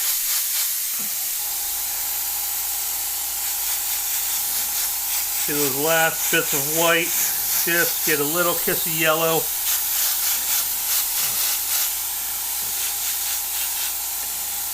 For that final pop.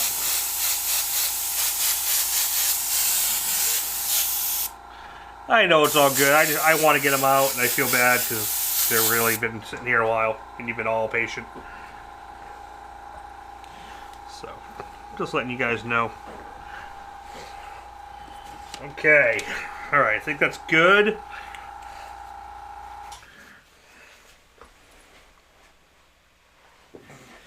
Get that nice pop.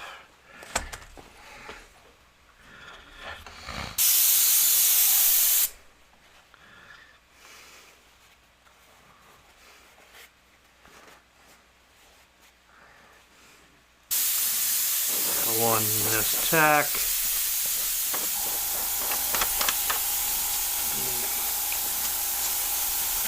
And then if you really want to do what Mike does with True Fire and his real fire, is on the pearl he used like PVC 27. I mean PVC 26. It's a purple pearl. It's a very fine purple pearl, and you over reduce it. And you do a little bit of the outside edge. Maybe I'll do that with this. We shall see.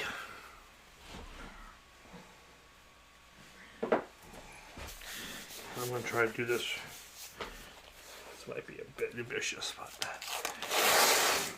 I want to get this pinstripe done. And so the bid is only at $150 right now.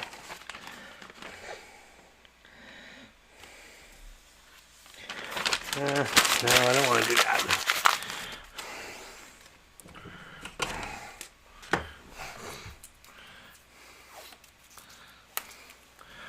I think we have Rick Lever over on Facebook.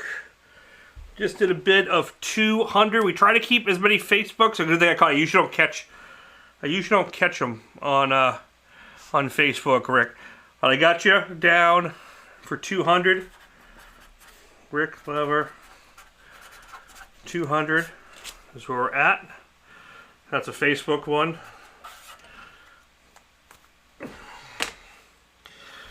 Alright, let's get the pinstriping done. I sent you an invite to a group. Cool. Is it on Facebook, Darren? Or is it here?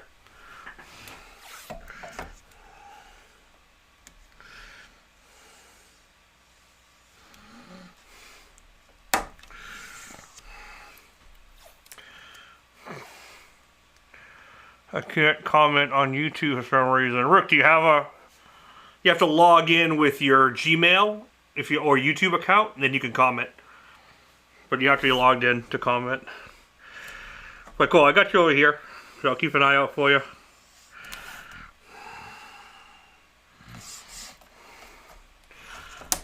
Yeah, Darren, do me a favor and private message me. I get a lot of, like, on the invite section of Facebook, I get so many of those that I tend not to look at them. But definitely send it to me, private messenger.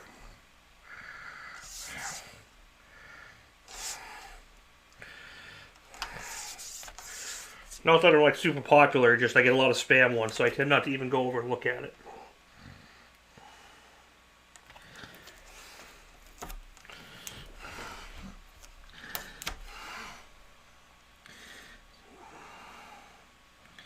So what do we think, guys? Blue or purple pinstripe?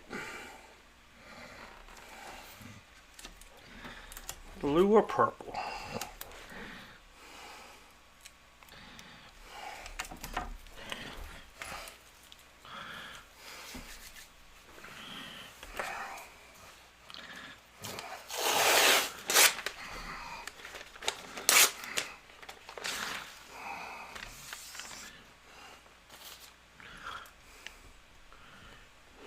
Okay, Michael Stanton just went to 225. 225.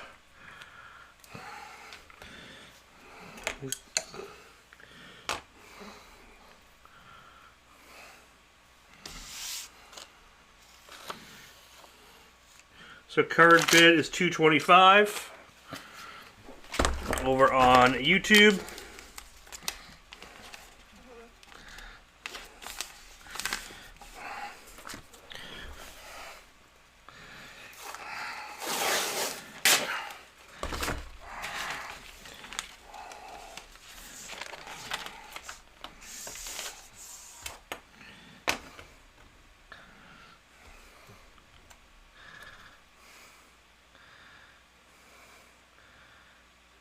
Astro spam, spam, spam.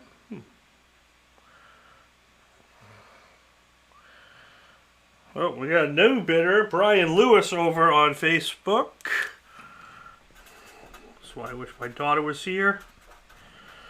Lewis at $2.50.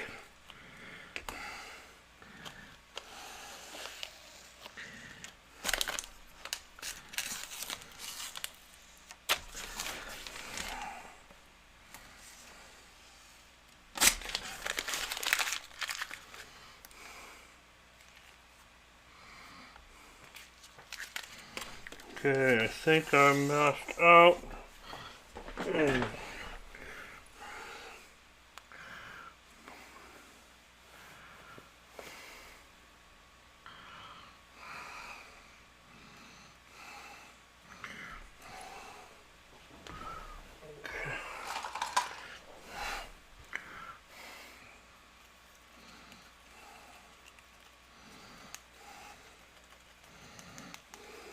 Go. Good little purple. There we go. It might be a little too.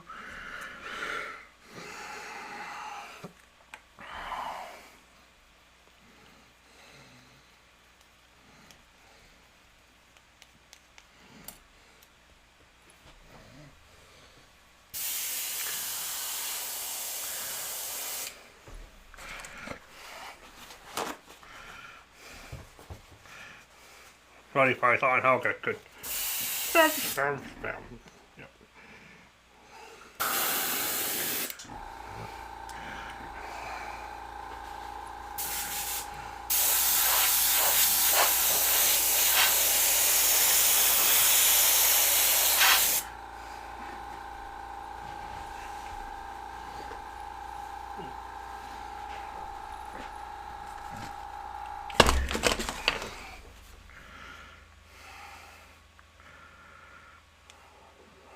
Sorry, one of my monitors just switched on me. I have to.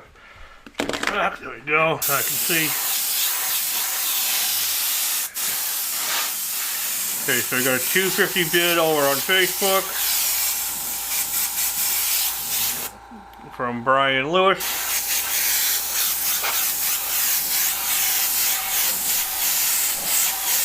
But I didn't know.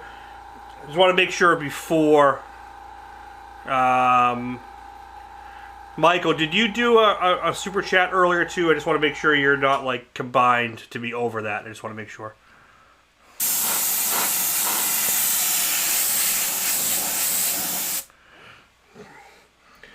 Michael is at $2.75.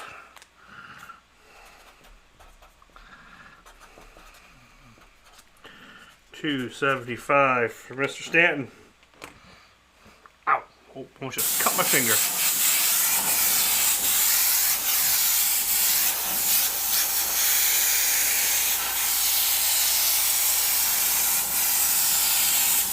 Okay, good.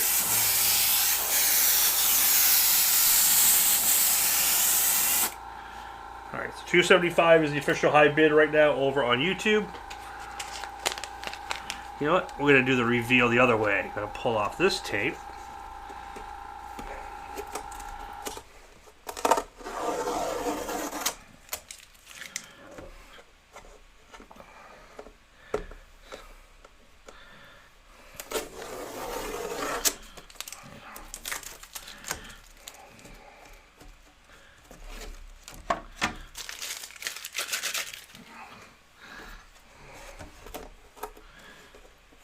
Like I said, this is the first full start to finish realistic fire painting I have done on YouTube. The Airbrush Down Dirty Tricks channel. I definitely am going to do another recorded one. But I'll probably use excerpts for this. Because I definitely want to do the aviator skull project again. Okay. Alright, you ready? Oh, I wish I had a drum roll. I need a drum roll button. Damn it. Do I have? No, no. Nope.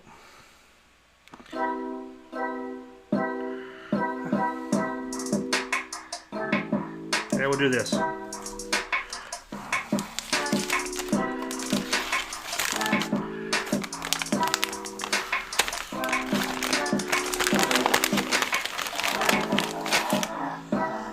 Yes, because I have to clear, everything of yours is cleared.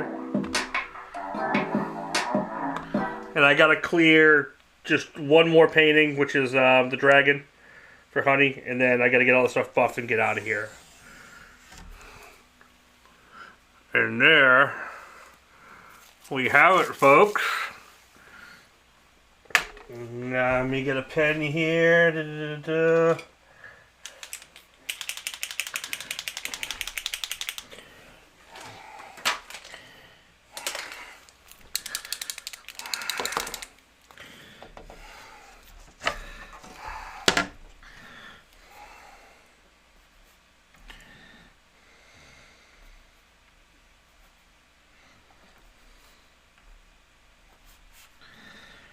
2024.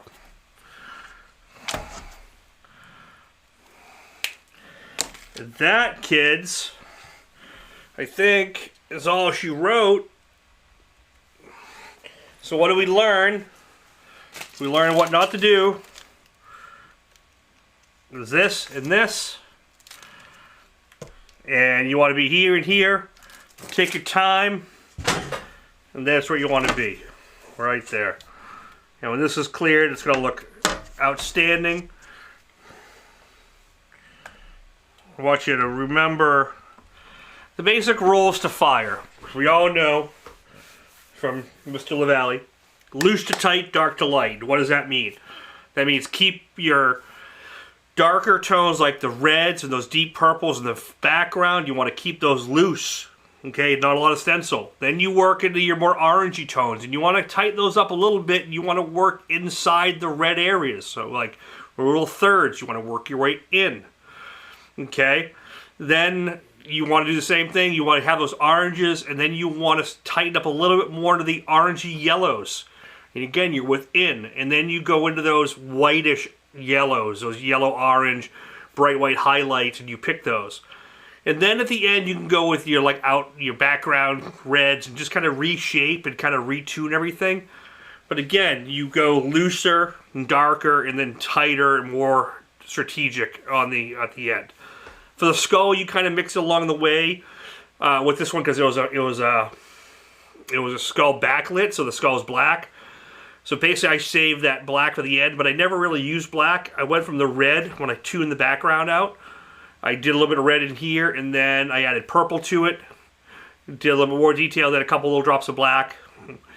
If this was on a car, that's a black vehicle, I would probably take that black from the vehicle itself, and from the very outer edges of wherever the purple is, I'd probably cut back in and make sure everything's clean before I finalize it. And then what I will do is I'll put a very fine purple pearl, and I'll probably put a dusting of purple pearl over this around the outside edges before it goes to the clear, which would be next week. Because I got to clear this, the Reaper actually next week, and the Dragon once I just have to finish a couple of details in the chains for Honey and the Dragons go. Gary, your pieces are all ready. I just got to do a final buff and ship. So that's where we are at. I want to thank everyone tuning in. I've been hesitant to do a real fire, and the Reaper one kind of made it look a little impossible because I was afraid just it wouldn't come out right in the 2-hour time frame. I was afraid the bleed might be a little bit of a problem, but it's really not a problem, especially with the 4050 now. It's not a problem at all, and I was just afraid of it not really working out. But I think I overcame that. I'm happy with the way it came out. I will try to push a little harder on the next one. I know we did my aviator skull last year, which we just did it in like a gray tone. I think I'm going to do that in a fire tone. And actually, Steve Bucket sent me a really cool image of a backlit fire, but a bone color, but backlit, so a lot of black. So I might try to do something like that. I want to thank everyone for popping in. I want to thank all my paint sponsors and everyone who helps this channel. I want to especially thank all you guys, all my members. If you're not a member, please support the channel. It's $3 a month. It gets you 10% off everything in the store. exclusive content I'm going to be doing. I'm going to be doing vector how-to stuff coming up soon, and a bunch of other small things. So a lot more planned for the members this year, and discounts always go in. So I want to thank everyone again for being a member. So please subscribe.